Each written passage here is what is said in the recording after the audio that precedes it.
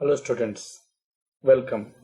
In this session, we will see basic queries in SQL. Let's first see how to create a table. To create a table in SQL, we use a create table command. Right? To create a table, we need to define each columns of the table. And each column of a table has a minimum of 3 attributes. Those are the column name and the data type, that is which type of data that column will hold, and the size, that is column width. Let's say how much length of character I can put into that column, or how much size of numbers, or how big number I can put in that column. Those things will be mentioned in the size, and though it's optional, but we can mention. Rules for creating tables. The table name can have a maximum to 30 characters. Alphabets from capital A to capital Z, small case a to small case z. Numbers from 0 to 9 are allowed. A table name should begin with the alphabet. It means that you should not begin a table name with the numbers. The use of special character like underscore is allowed, and SQL reserved words are not allowed.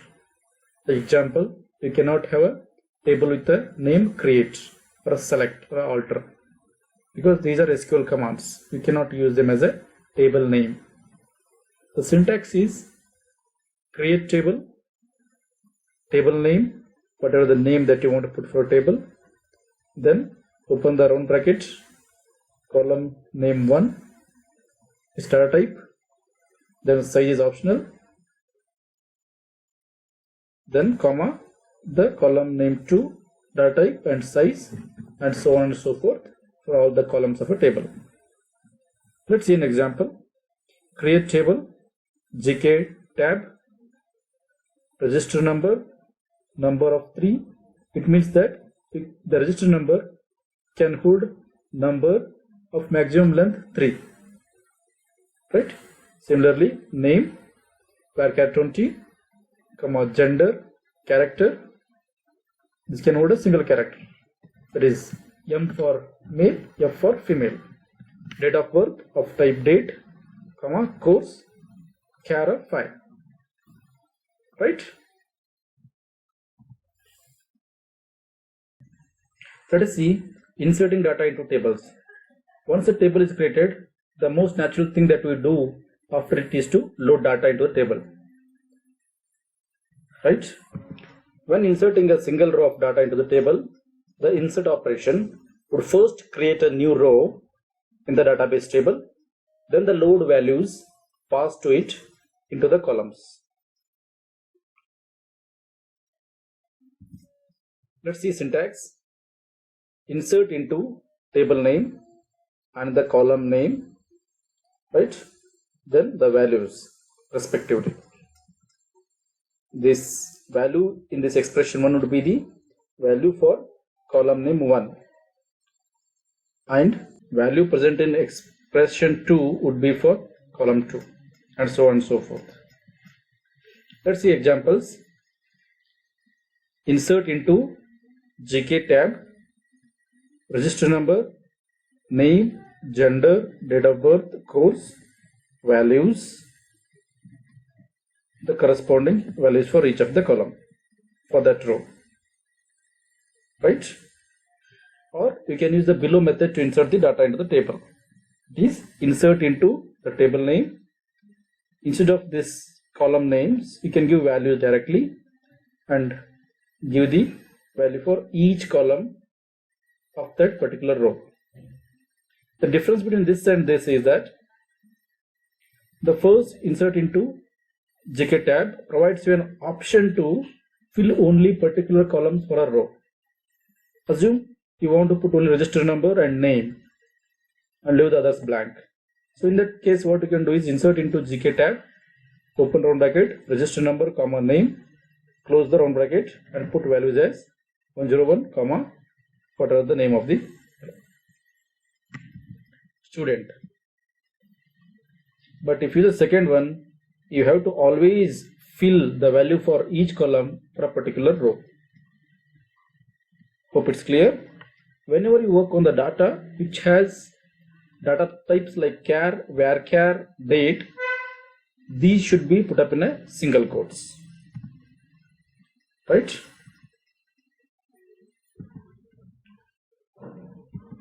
Weaving data in the tables. Once the data has been inserted, then the most logical operation would be next is to see the data that is there in the table. For that you can use a select command, right? So to see all rows and all columns, the syntax is select star from table name. One example would be select star from GK tab. If you say select star from GK tab, the output would be like this. It will show all the rows and the columns.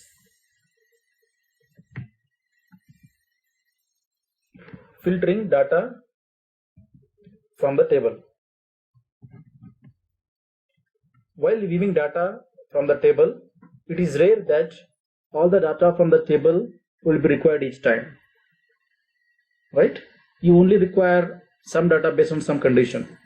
Thus, SQL provides a method of filtering table data that is not required.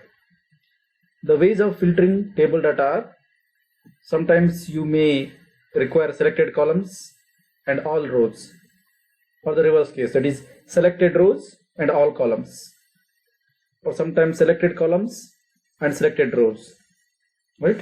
That's each of them. Selected columns and all the rows.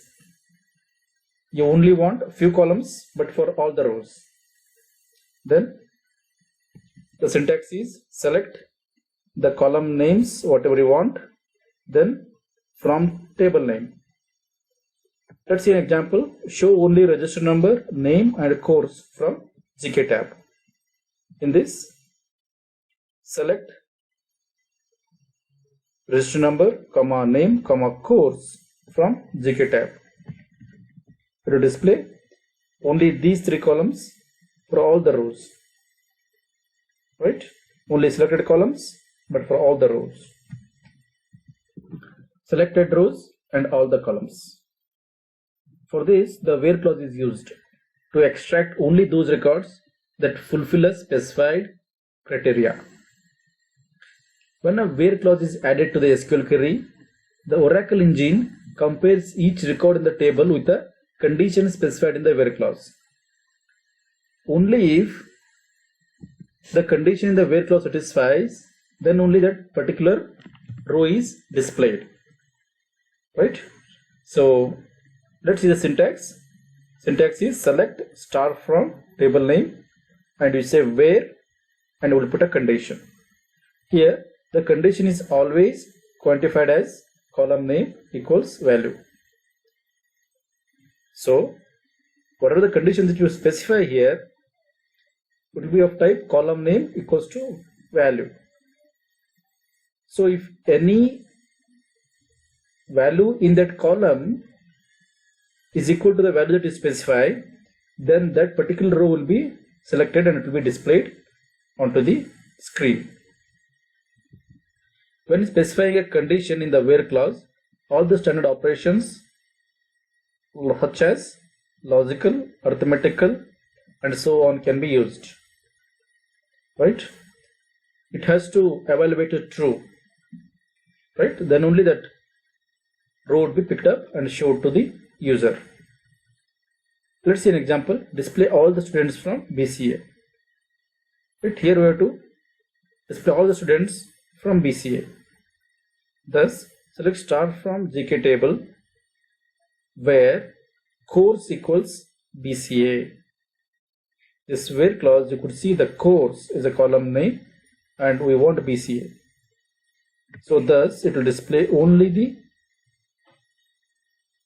student details where the course is BCA, right? Similarly, another example, display the student whose register number is 102. For that, select star from GK tab where register number equals 102. It will only display that particular user who has the register number as 102.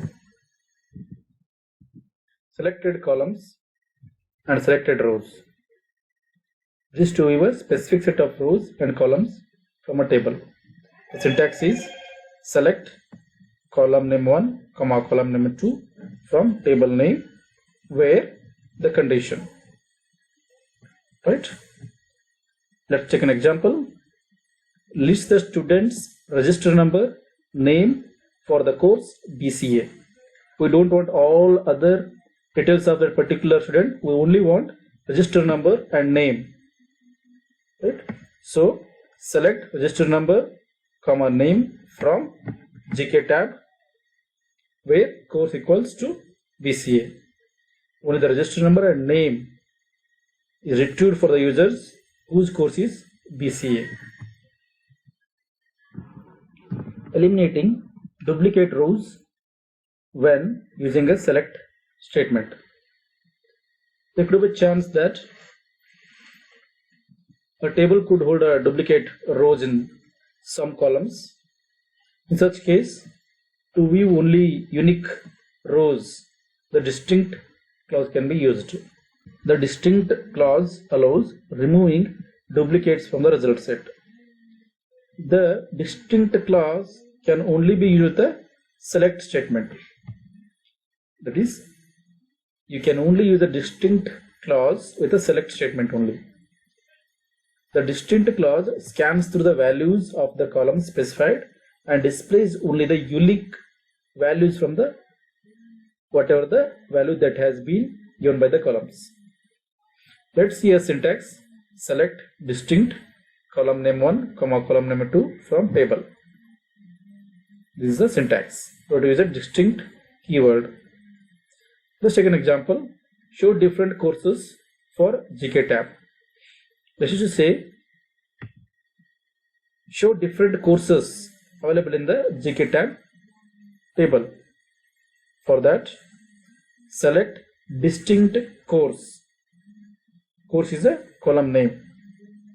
Right? Select distinct course from GK table. Then to display the distinct values only for the column course. Thank you.